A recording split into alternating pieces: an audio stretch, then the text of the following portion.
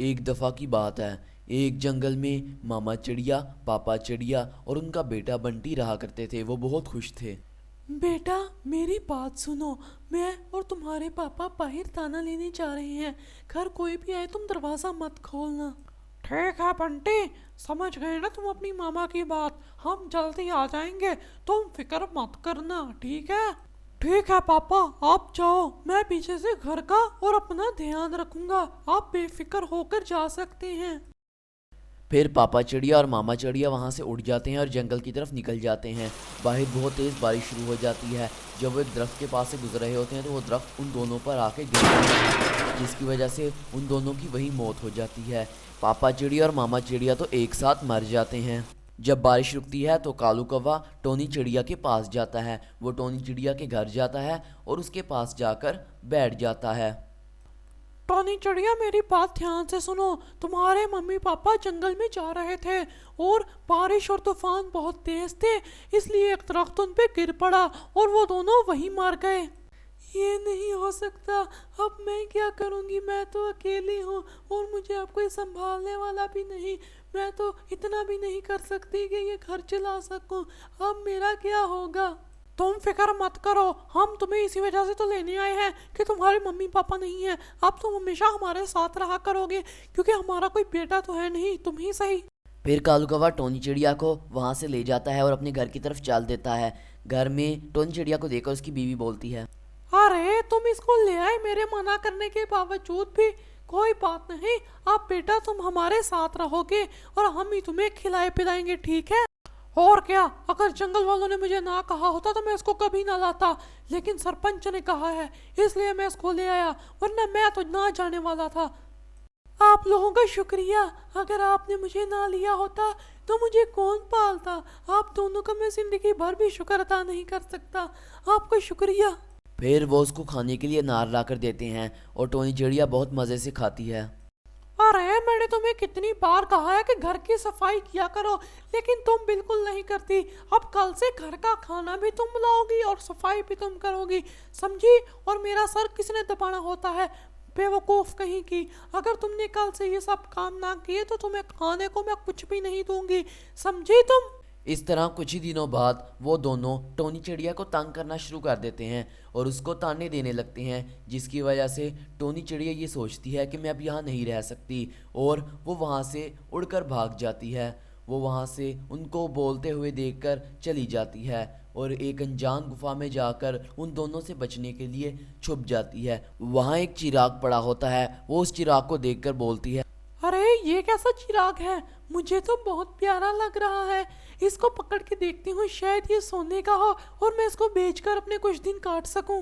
وہ جیسے ہی چراغ پکڑتی ہے اور اس کو صاف کرتی ہے، اس میں سے ایک بہت بڑا جن نکلتا ہے۔ وہ جن ایک جن چڑیا ہوتی ہے۔ وہ اس کو دیکھ کر اس سے کہنے لگتی ہے، میں ہوں جن، میں ہوں جن، میں تیری کوئی بھی خواہش پوری کر سکتا ہوں اور تو جو بھی کہے گی میں اس کو پورا کر سکتا ہوں، ایک بار بھروسہ کر کے دیکھ، اس کے بعد میرا کمال دیکھ۔ ویسے تم میری کتنی خواہشیں پوری کرو گے، اور کیا تم مرے ہوئے لوگوں کو اس جیوت دنیا میں واپس لا سکتے ہو؟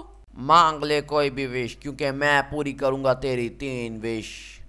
چینی میری بات دھیان سے سننا، میری پہلی وش اور خواہش یہ ہے کہ میرے مرے ہوئے ماں باپ دونوں واپس آ جائیں۔ یہ لے ٹونی چڑیا۔ پھر ٹونی چڑیا کے ماں باپ ان کے گھر کے پاس پرکٹ ہو جاتے ہیں۔ ممی پاپا، وہ جو کالو کوا اور گوری کوی ہے نا، وہ انہوں نے مجھے آپ دونوں کے مرنے کے بعد سنبھال لیا اور انہوں نے مجھے بہت تنگ کیا، جس کی وجہ سے میں وہاں سے بھاگ گیا اور مجھے آگے جا کے ایک جن کا چراغ ملا جس نے آپ دونوں کو مجھے واپس لوٹایا۔ ہاں جی، میں نے تو کہا تھا کہ دھیان سے جائیں، اب ہم وہاں مارے گئے تھے، اگر آج یہ جن نہ ہوتا تو ہمارا بیٹا آج اکیلا رہ جاتا اس جنگل میں۔ اب ہم آ گئے ہیں نا، اب تو اکیلا نہیں نہ رہا بیٹا، چلو اب گھر چلتے ہیں، پرانی باتوں کو تو آپ مٹی ڈالو ان پہ، چلو اب۔ پھر پاپا چڑیا، ماما چڑیا اور ٹونی چڑیا وہ چراغ لے کر وہاں سے چلے جاتے ہیں۔ جب یہ بات گوری کو پتہ چلتی ہے تو وہ اس کے بارے میں اپنے پتی کالو کوے کو بتاتی ہے۔ یہ سب سن کر کالو کوا اس سے کہنے لگتا ہے کہ अगर ये इतना ही ताकतवर है तो हम इस जिन को अपने पास बुला लेंगे। मैंने भी उसके माँ बाप को देखा, मुझे तो पहले यकीन ही नहीं हुआ, लेकिन अब यकीन हो गया है। तो कालू फिर उसको चुरा लाएं, क्या कहते हो? उसको चुराते हैं, उसके पास बहुत सारा पैसा उससे मांग लेंगे और जिंदगी सुकून से गुजारेंगे। फिर जैसे ही रात होती है, कालू कौवा अपने घर से निकल जाता है और टोनी चिड़िया के घर की तरफ जाने लगता है।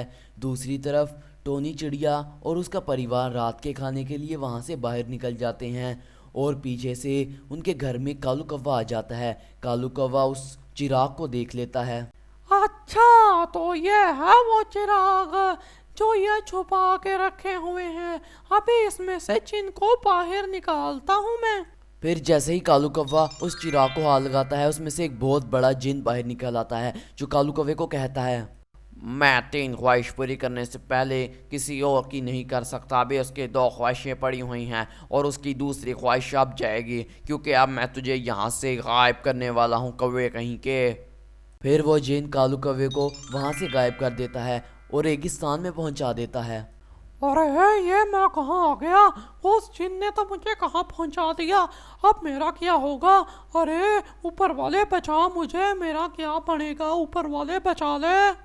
फिर जब टोनी चिड़िया का पूरा परिवार वापस आता है तो जिन उनको कहता है, तुम्हारी 2 ख्वाहिशें पूरी हो चुकी हैं। एक, तुमने मुझे कहा था अगर पीछे से कोई आए तो उसको भगा देना। मैंने कालू कौवे को रेगिस्तान भेज दिया। जिन, तुमने कहा था कि तुम्हें कभी किसी ने आज़ाद नहीं किया और तुम एक आम इंसान थे और एक जादूगर ने तुम पर जादू करके तुम्हें जिन बना दिया। क्या तुम्हें आज़ादी चाहिए? कभी तुम्हें किसी ने आज़ाद किया है वैसे? पिछले 4000 सालों से तो मैं इसी में फंसा हुआ हूँ, किसी ने मुझे आज़ाद नहीं किया। आगे का तो पता नहीं, सब ने अपनी 3-3 ख्वाहिशें कितनों की पूरी की हैं मैंने। तो जिन, मेरी आखिरी और तीसरी ख्वाहिश और विश ये है कि तुम एक चिड़िया बन जाओ और हमारे साथ हमेशा के लिए रहो। मालिक की आखिरी और तीसरी ख्वाहिश मेरे सर आँखों पर। फिर वो एक आम चिड़िया बन जाती है और मामा चिड़िया, पापा चिड़िया और टोनी चिड़िया के साथ रहने लगती है।